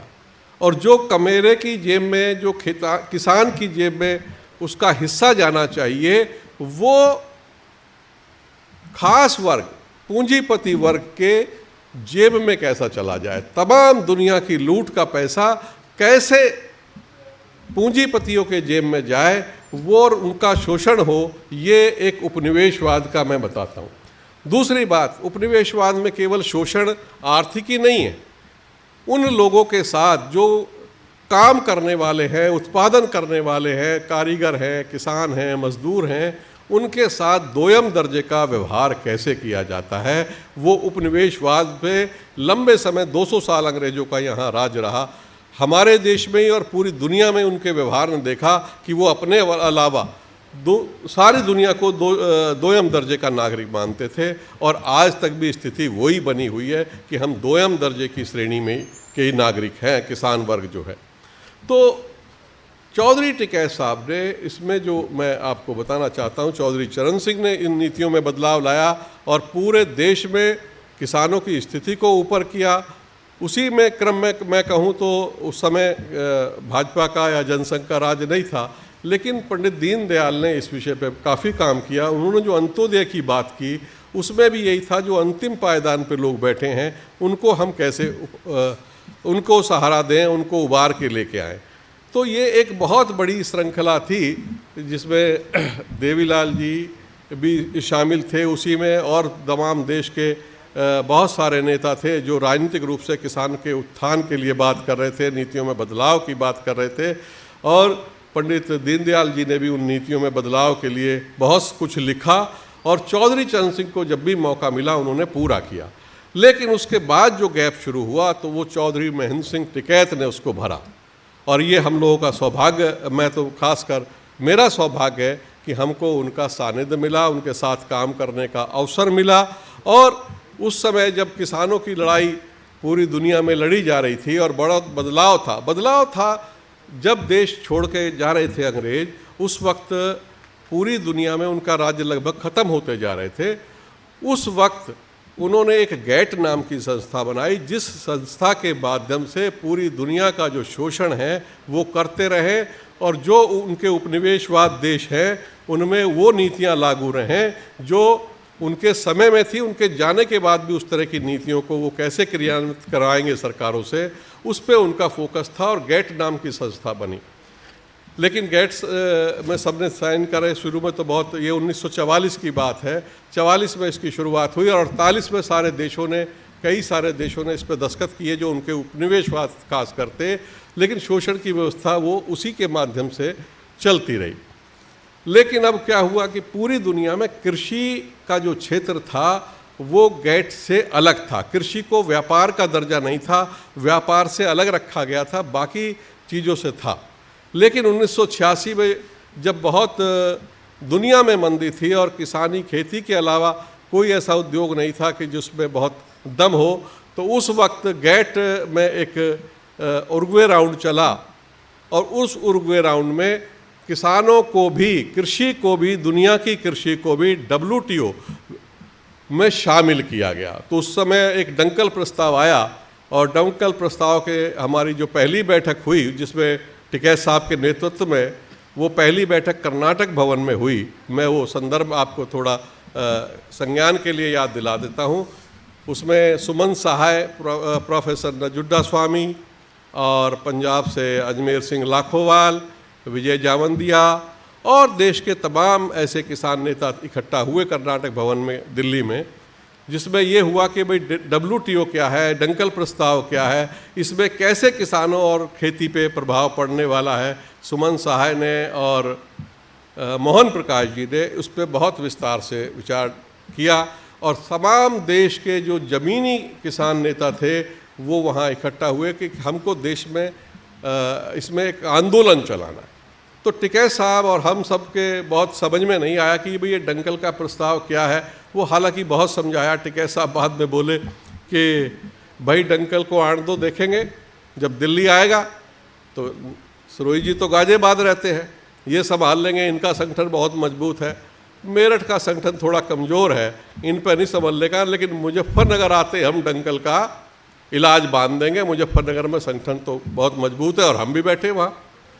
तो शुरू में नहीं आ रहा था, लेकिन जैसे जैसे पूरी दुनिया में ये प्रभाव पड़ा। धीरे धीरे आम किसानों के जन जागरण का चौधरी साहब ने बहुत बड़ा काम किया और अक्टूबर शायद 2 अक्टूबर की बात है 93 की, दिल्ली में बहुत बड़ी एक रैली की दंगल के विरोध में और तमाम देश के लोग इकट्ठा हुए और आपको ताज्जुब होगा कि वो केवल 3-4 दिन के अल्टीमेटम पर रैली रखी गई थी। हम लोग यकीन नहीं कर रहे थे कि इतनी जल्दी बाबा जी ने ये कैसे मीटिंग रख दी और इतनी जल्दी लोग कैसे आ जाएंगे। लेकिन आपको ताज्जुब होगा, महेंद्र सिंह टिकैत के नाम की जो करिश्मा था उसमें केवल जिलों में एक फ़ोन किया गया कि भाई हमें एक फ़ोन का, बाबा जी ने, हमने कहा बाबा जी कैसे होगा, बाबा जी बोले भाई एक आधा फ़ोन कर दो, देख लो लोगों में अपना एक कुछ समाचार अमर उजाला में, दैनिक जागरण में छपवा दो, जितने आएंगे आ जाएंगे, देख लेंगे। तो आपको ताज्जुब होगा कि लाखों की संख्या में, और इतिहास गवाह है कि उतनी बड़ी रैली नहीं हुई इतिहास में जितनी इस 3-4 दिन के नोटिस पे हुई। तो ऐसा ये उन्होंने दंगल के खिलाफ भी कहा और देश के अंदर जो बिजली, पानी और बाकी किसानों की समस्याएं थी, किसानों का जो किसानों के साथ जो दोहरा व्यवहार हो रहा था उसको उन्होंने रोका और किसान की एक पहचान हुई। बहुत सारे लोग कहते हैं कि साहब टिकैत साहब के आंदोलन में कोई बहुत निकल के नहीं आया, लेकिन मैं कहता हूँ कि किसानों की स्थिति, जो किसान भाई ज़मीन से जुड़े हुए हैं, उससे पहले थाने में, तहसील में किसानों के साथ कितना दुर्व्यवहार होता था, लेकिन हरी टोपी ने ऐसा कमाल कर दिया कि पूरी दुनिया हरी टोपी से थर्राती थी उस वक्त जब चौधरी साहब का नेतृत्व था। तो बहुत सारी ऐसी बातें हैं टिकैत साहब की। एक बात और मैं यहाँ कहना चाहूँगा, वोट क्लब की एक घटना जिसमें शरद जोशी भी थे और हम सब लोग थे, वो लोग कहते हैं कि साहब किसान यूनियन ने बाहर से आए हुए जो लोग थे उनके साथ बहुत दुर्व्यवहार किया।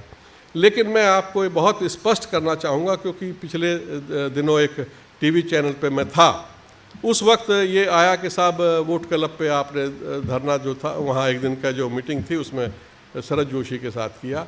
मैं बताता हूँ कि राजनीतिक रूप से आपने विचारधाराओं की बात सुनी होगी निश्चित रूप से कि ये वामपंथी हैं, तो ये समाजवादी हैं, तो ये राष्ट्रवादी हैं, लेकिन किसान आंदोलन में तो कोई विचारधारा नहीं, सारी विचारधाराएं एक साथ आके मिल जाती हैं और किसानों के शोषण से मुक्त कराने की बात करती है। लेकिन मैं आपको बताऊं, शरद जोशी जी के नेतृत्व में WTO के जो पक्ष के विचार थे वो चाहते थे कि पूरी दुनिया के लिए भारत के बाज़ार भी खोल दिए जाएं, कहीं से माल आए कहीं जाए, कोई रोक टोक ना हो। जबकि टिकैत साहब का या हम सब लोगों का मानना ये था कि इस दुनिया में जो यूरोप है या अमेरिका है वहाँ किसानों को भारी सब्सिडी दी जाती है। अगर भारी सब्सिडाइज माल इस देश में आएगा तो हमारा जो देश का किसान है जो या कृषि पद्धति है वो सारी ध्वस्त हो जाएगी। उन लोगों का खेती करने का तरीका, तौर तरीके, उनका मशीनीकरण, उनके बाकी सब चीज़ें अलग तरह की है और हमारा जो देश का किसान है उसकी परिस्थितियां अलग हैं। हमारे यहाँ कृषि व्यापार नहीं है, जीवन पद्धति है, उनके लिए व्यापार है। ज़्यादातर भारत के अलावा जो ये यूरोपियन देश है या अमेरिका है, इन देशों में जो कृषि है वो एक तरह से व्यापार है। बड़े कॉरपोरेट के फार्म हैं, उनको सब्सिडी मिलती है, हाईली सब्सिडाइज। वो अपने अनाज से पूरी दुनिया के कृषि बाज़ारों को प्रभावित करना, वहाँ की जीविका को प्रभावित करने का कुचक्र था, इसलिए हम उसका विरोध कर रहे थे। जबकि शरद जोशी जी का मानना ये था कि अगर हम बाज़ार खोल देंगे, कंपटीशन बढ़ेगा, तो हम ज़्यादा हमारे किसानों को लाभ मिलेगा, ऐसा उनका मानना था। हो सकता है कि वो उनकी सोच रही हो, लेकिन हमारा विचार इससे अलग था। आज हमारे विचार से पूरी दुनिया प्रभावित है और प्रभावित ही नहीं है, जो हमारी शंकाएं उस वक्त थी आज पूरी दुनिया में ये साबित हो गया है। और हम लोकल की बात करने लगे कि हमें प्रधानमंत्री जी ने भी कहा कि लोकल के लिए वोकल होना है। आज इस कोविड में हमने देखा कि कृषि क्षेत्र केवल ऐसा क्षेत्र था जिसने अपने देश की अर्थव्यवस्था को बदस्तूर जारी रखा, बनाए रखा। तो चौधरी महेंद्र सिंह टिकैत का जो महत्व है वो, और जिस समय उनका उदय हुआ है, खासकर 87 में जो करमुखेड़ी आंदोलन के बाद, और दुनिया में जो कृषि का बदलाव था, उस वक्त देश को बहुत बड़े ऐसे लीडर की ज़रूरत थी चौथ साहब के बाद, चौधरी चरण सिंह के बाद, कि जो देश को, किसानों को नेतृत्व दे सके। पॉलिटिकल पार्टियां होती हैं, पॉलिटिकल पार्टियां भी ऐसे नहीं है कि वो कोई देश विरोधी होती हैं या उनको देश के साथ सरोकार नहीं है, उनको भी सरोकार है, लेकिन आंदोलन की अपनी भूमिका होती है।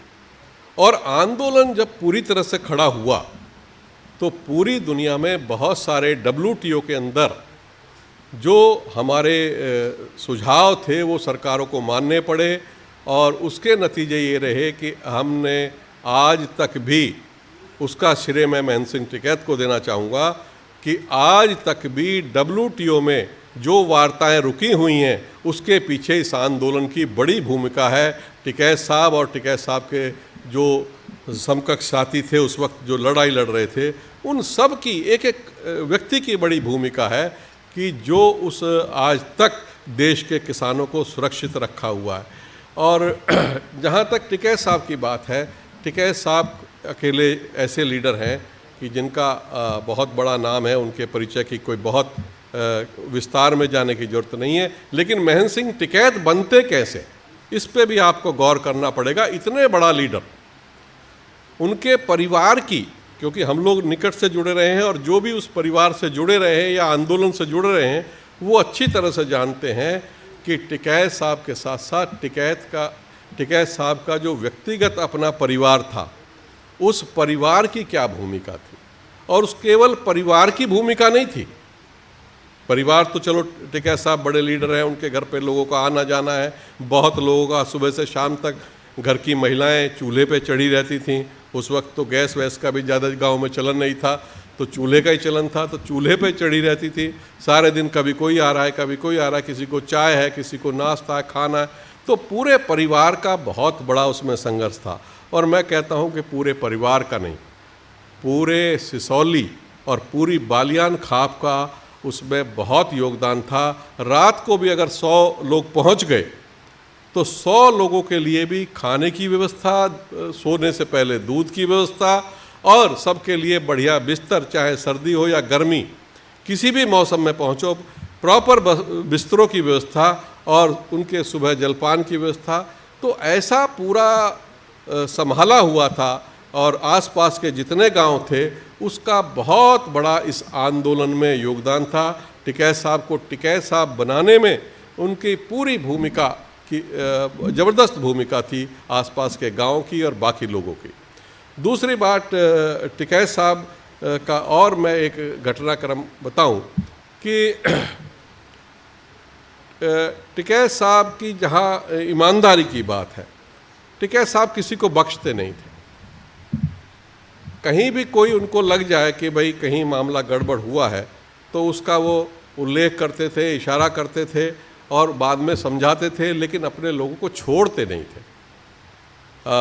बाबा जी ने किसान कामगार बनाई 96 में, जून में फैसला हुआ कि एक राजनीतिक दल बना, तो राजनीतिक दल बनाया गया। उसका मैं संगठन मंत्री के नाते मेरे पास काम था, उस पार्टी का रजिस्ट्रेशन मेरे नाम से हुआ। तो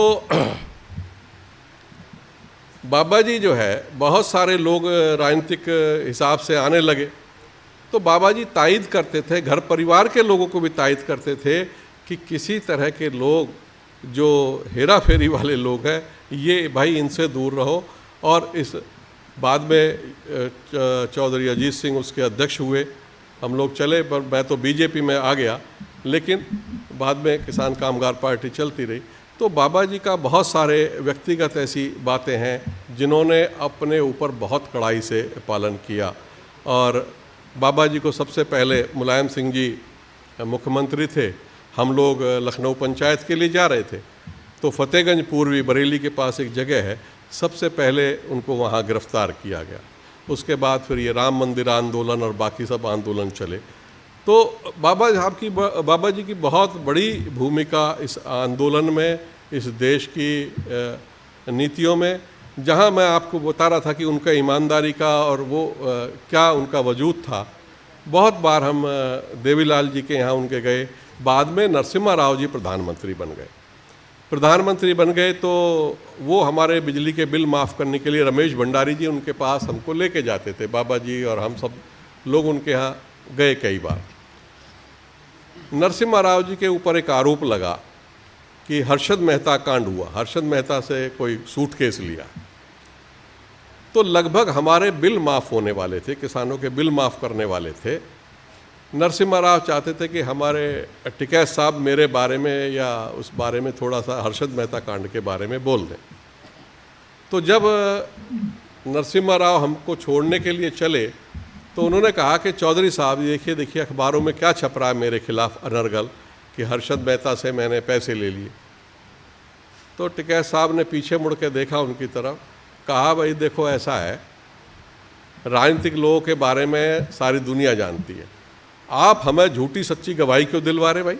आपने लिए ना लिए उसकी सफाई आप दो, हम तो दे नहीं सकते, हमें तो कोई बंटा दे नहीं रखा जो हम उसके गवाह हैं। तो नरसिम्हा राव जी का थोड़ा मन उदास हुआ और फिर वो वापस पलट के चले गए। हालांकि वो फिर बिल माफ़ नहीं हुए, लेकिन टिकैत साहब ने कभी कोई ऐसा समझौता नहीं किया जो उनको मंजूर ना हो या अपने स्वार्थ में या किसान यूनियन के स्वार्थ में कोई ऐसा काम किया हो। और मैं आपको एक घटनाक्रम बताता हूँ, फिर उनके बहुत सारे किस्से हमारे साथ हैं, जेलों में हम साथ रहे, जेलों के साथ के बहुत सारे किस्से सुनाते थे, कृषि के बहुत सारे किस्से। वो कहते थे किसान, उनको जितनी बेसिक समझ थी किसानों को कि किसान कैसा फसल चक्र अपनाएं, कैसा क्या करें, नीतियाँ कैसी बननी चाहिए, उनकी मुख्य मांग थी कि वर्ष 1967 को आधार वर्ष मानकर खेती के जो उत्पाद हैं उनके दाम तय किए जाएं। उनको मालूम था कि 1967-70 में सोने का क्या रेट था और गेहूं का क्या रेट था। 70 का तो मुझे याद है कि 70 में 76 रुपये क्विंटल गेहूं का रेट था और 225 रुपये सोने का रेट था। तो बाबा जी ने वही पकड़ा हुआ था। उसके बाद जो शिक्षकों की तनख्वाह में वृद्धि हुई, सरकारी कर्मचारियों की जो भी बाकी थे उनकी वृद्धि हुई, या बाकी जो उत्पाद थे, ईंट का क्या रेट था, सोने के मुकाबले कितना अगर गेहूं बेचें और कितना सोना खरीदें। तो ऐसे करके उनका बहुत नीतिगत भी बहुत पकड़ थी, बहुत समझ थी। दूसरी बात, वो किसानों को कहते थे कि भाई जो अभी का फसल चक्र है, किसान इसमें बावला हुआ जा रहा है, 1-2 फसल पकड़ता है, बाकी इसे वो नहीं करता। किसान ने क्या खेत में दिया है और क्या वापस लिया है। कह रहे किसान को बनिए की तरह बैलेंस शीट बनानी चाहिए कि हमने क्या डाला खेत में, क्या तो डाला है और क्या निकाल के लाए, हम उत्पादन कितना दे रहे हैं और किसानों को खेत को खुराक कितनी दे रहे हैं, ढैंचा कितना लगाया है, कंपोस्टिंग कितनी करी है। उस पर उनका साधारण बातचीत में बहुत पकड़ थी और बहुत वो लोगों को समझाते थे। इस फसल चक्र से वो बहुत एक तरह से कुपित थे कि इसने पूरा सिस्टम हमारा बिगाड़ा है। हम किसान को क्या है कि किसान को स्वावलंबी, आज जो हम कोविड के बाद बात कर रहे हैं कि किसान को स्वावलंबन चाहिए, तो टिकैत साहब वो बताते थे कि जो समन्वित कृषि प्रणाली है, जो इंटीग्रेटेड फार्मिंग जिसको आज वैज्ञानिक भाषा में कह सकते हैं, कि नमक के अलावा किसान को बाकी चीज़ों की ज़रूरत बाहर से नहीं लाने की पड़नी चाहिए। किसान अपने घर में अपने खाने के लिए अनाज, दलहन, तिलहन, घी, दूध, दही, मीठा, शक्कर, गुड़, खांड, राब, सिरका, ये सब हम अपने घर में कैसे पैदा करें, वो इस पे बहुत अच्छा किसानों को बताते थे। और नीतिगत मामलों में सरकार से बड़े बड़े मंत्रियों को वो समझा देते थे। देवीलाल जी, और जब ये देवीलाल जी की सरकार और चंद्रशेखर जी की सरकार बनी तो एक रैली सिसौली में हुई। उस वक्त मैं था वहाँ, देवीलाल जी के घर में हम लोग बैठे हुए थे। तो उस वक्त देवीलाल जी ने कहा, भाई रैली में तो बहुत पैसे खर्च होंगे, आप पे तो क्या पैसा वैसा कुछ है?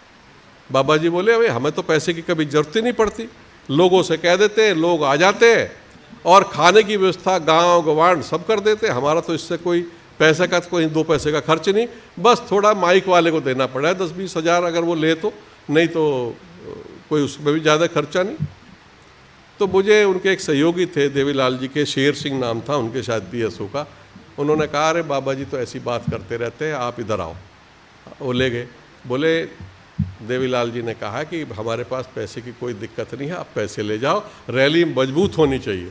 हमने कहा भाई जो बाबा जी ने कहा है वो बिल्कुल सच कहा है, बाबा जी को एक पैसे की ज़रूरत नहीं है, जबकि राजनीतिक दलों के रैलियों में उस वक्त भी लाखों लाखों रुपया लगता था, लेकिन बाबा जी को खूब उन्होंने खुशामद करी ताऊ जी ने कि भाई आप पैसा ले लो, आप ऐसा मत करना कि रैली फेल हो जाए और ये इज्जत की बात है। बाबा जी बोले भाई एक पैसे की हमें ज़रूरत नहीं है, हमारा सब काम जो है वहीं के लोग अपना चला लेते हैं, कोई दिक्कत ही नहीं। और हुआ यही कि रैली हुई और बहुत ज़ोरदार तरीके से रैली हुई और कहीं एक पैसे की ज़रूरत नहीं हुई। कभी उन्होंने सरकार से किसी रैली के लिए, धरने के लिए कभी भी एक पैसे का चंदा इकट्ठा नहीं किया। लोग करते थे, लोग अपने आप अगर कहीं भंडारा चलाना है तो भाई अपना गेहूँ भी है, किसान भवन में ज़्यादातर गेहूँ या इकट्ठा होता था, अगर कोई ज़रूरत हुई तो गेहूँ को थोड़ा बहुत बेच लिया, नहीं तो गेहूँ पिसवा लिया। लोग सरसों का तेल लेके आ रहे हैं तो कोई देसी घी लेके आ रहा है। इस तरह से बड़े आंदोलन, जो मेरठ का आंदोलन है वो बहुत ऐतिहासिक है, भोपे का आंदोलन बहुत ऐतिहासिक है, रजबपुर का है, खैर का है, सारे आंदोलन बहुत, और वोट क्लब का दिल्ली का तो पूरी दुनिया ने देखा, कहीं एक पैसे का किसी से चंदा नहीं लिया गया। इतना बड़ा संगठन केवल चौधरी साहब की जो तप था उनका, जो उनकी निष्ठा थी और किसानों का जो उनके प्रति लगाव था, पूरे देश के किसान इकट्ठा होते थे उनकी एक आवाज़ पे, तो वो बहुत बड़ा चौधरी महेंद्र सिंह टिकैत का योगदान रहा है। तो आज इस अवसर पे मैं समझता हूँ कि इतना बहुत है, फिर कभी मिलेंगे, फिर और उनकी और बहुत सारी स्मृतियों पे हम लोग चर्चा करेंगे। लेकिन मैं कुल यही कहना चाहता हूँ कि आज भी पूरे देश के किसानों को एक होने की ज़रूरत है, नीतिगत जो बदलाव होने चाहिए, लेकिन किसानों की जो भूमिका है, नीतिगत जो उनकी समझ होनी चाहिए, उसको और लगातार, क्योंकि अब देश में पूरे किसान संगठन, पहले एक यूनियन थी, अब बहुत सारी यूनियन हो गई। मैं कहता हूँ आपस में सामंजस्य बिठाना चाहिए, किसानों में एक पढ़ाई लिखाई का भी और जो नई नीतियाँ हैं उनका भी समझ बननी चाहिए। वो पुराने वाला अब समय नहीं है। पहले कुछ लोग होते थे, टिकैत साहब थे तो टिकैत साहब के पीछे लोग बिना जो उन्होंने कहा उसको बात को मान के पीछे चल देते थे। लेकिन अब आप बहुत सारी यूनियन में भी बट गए हैं, तो किसानों में एकता होनी चाहिए। सरकार से बातचीत करने के लिए, अधिकारियों से बातचीत करने के लिए, चाहे तहसील का स्तर हो, चाहे प्रधानमंत्री का स्तर हो, आपको नीतिगत समझ भी होनी चाहिए। अब एक बहुत बड़ा गैप इस देश में है कि महेंद्र सिंह टिकैत जैसा कोई बड़ा लीडर किसानों का नहीं है, चौधरी चरण सिंह जैसा कोई बड़ा लीडर जो पॉलिटिकली समझ रखता हो, जिसका नीतिगत, ज़मीनी हकीकत और नीतिगत जितनी पकड़ चौ साहब की थी, आज पूरे देश में मैं ये कह सकता हूँ कि उतनी पकड़ वाला कोई नेता नहीं है। तो ऐसा संक्रमण काल है कि जब पूरे देश के किसान वर्ग को पढ़ाई में, लिखाई में और नीतिगत सोच समझ बनानी चाहिए और सरकारों से भी अपने हित की बात मनवाने में उनको शांतिपूर्वक ढंग से। टिकैत साहब के आंदोलन की एक बहुत खूबी थी, उनके आंदोलन में कभी हिंसा नहीं होती थी और कभी धार्मिक बंटवारा नहीं होता था, कभी जातिगत बंटवारा नहीं होता था। तो वो उन्होंने धर्मों को, जातियों को, सबको बंटने नहीं कभी दिया। उन्होंने सबको इकट्ठा किया और अहिंसक रूप से पूरे देश और दुनिया में उन्होंने अपनी एक पहचान बनाई, किसान आंदोलन को किया, खड़ा किया। उनका बहुत बड़ा योगदान है, बहुत बड़ा योगदान है। और जिन नीतियों से हमें अभी निजात पानी है, धीरे धीरे आज भी किसान का शोषण जारी है। सरकार की जो नीतियां हैं, सरकार की नीतियों के साथ जो उनका क्रियान्वयन वाला पक्ष है, जो उसको ज़मीन पे उतारने वाला है, उसमें भी किसानों की भागीदारी चाहिए। अपने जो ज़मीन पे जो नीतियां सरकार बनाती है, अगर परिणाम अपेक्षित नहीं देता है तो सरकार को हम वो खाली विरोध के लिए विरोध नहीं करना चाहिए, सार्थक, सकारात्मक कैसे हम नीतियों में बदलाव लाने में अपनी भूमिका निभाएं। अगर हम टिकैत साहब को याद करते हैं तो उन्होंने बहुत सारी नीतियों में भी उनके कारण परिवर्तन हुए हैं और किसान को एक सम्मान, जो मैं उपनिवेशवाद की बात मैंने शुरू में की, सबसे पहली बात है कि जो उसके पेट की आग है, जो पेट की भूख है और जो उसका शोषण है, उसको कैसे रोकना। दूसरा, जो उसके सम्मान की बात है, अगर किसान वर्ग सारा एक साथ रहेगा तो उसका सम्मान भी होगा, क्योंकि टिकैत साहब ने उस सम्मान को हासिल किया। हमारा बिना पढ़ा लिखा किसान भी अगर थाने में जाता था टोपी लगा के, तो थानेदार भी खड़ा हो जाता था उसको देख के और कहता था कि आइए चौध साहब, आइए बैठिए, आप बताइए क्या समस्या है। तो हमको सम्मान भी चाहिए और ऐसी नीतियाँ भी चाहिए जो हमारा शोषण ना करें। इसके लिए पढ़ाई लिखाई भी बहुत ज़रूरी है। इस पूरे आंदोलन में टिकैत साहब की जो भूमिका है, आज केवल मेरे कहने से नहीं, पूरी दुनिया उनकी भूमिका को मानती है कि महात्मा गांधी, सरदार वल्लभ भाई पटेल, चौधरी चरण सिंह और चौधरी महेंद्र सिंह टिकैत, इन लोगों ने देश और दुनिया के सामने नीतिगत बदलाव लाए हैं किसानों की, और इस पूरे वर्ग की आवाज़ को दुनिया में बुलंद किया है। WTO जैसे जो बड़े संगठन थे पूरी दुनिया के, उसको रोक के रखने में, अपनी नीतियों के विरोध में ना जाने देने के लिए भी वो याद हमेशा चौध साहब किए जाएंगे। तो मैं इतना ही कह के अपनी वाणी को विराम देता हूँ और आयोजकों का बहुत बहुत आभार व्यक्त करता हूँ कि इन लोगों ने बहुत अच्छी ये श्रृंखला चलाई है। इससे पूरी कौम, पूरे वर्ग का जन जागरण होगा और इस तरह के जन जागरण से मैं आंदोलन की एक बात मैं अभी मुझे याद आ गई तो मैं आपके साथ साझा कर लेता हूँ। आंदोलन में सबसे बड़ी बात होती है कि समाज या वर्ग जिसके लिए हम आंदोलन खड़ा करते हैं उसकी एक परिस्थितियाँ होती हैं। परिस्थितियाँ समय के साथ निर्माण होती हैं, नीतियों के कारण निर्माण होती हैं। उस नीतियों में, उस बदलाव के लिए, समाज में बदलाव के लिए हमको काम करना होता है, आंदोलन खड़ा करना होता है। तो आंदोलन में हमेशा एक बात ध्यान रखनी चाहिए कि आंदोलन हिंसा की तरफ ना जाए, अहिंसक रहे, शांतिपूर्वक ढंग से रहे। दूसरी बात, समाज के अंदर जो बिखरी हुई सामर्थ्य शक्ति है उसको कैसे इकट्ठा करना है, उनका चयन कैसे करना है, उनको चयन करके, इकट्ठा करके अपनी बात को कैसे हमको मनवाना है, उस समर्थ शक्ति को कैसे हम आंदोलन के रूप में तब्दील करें।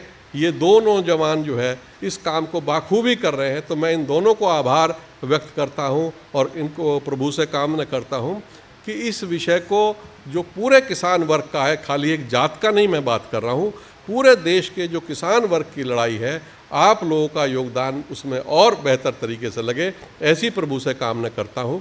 धन्यवाद।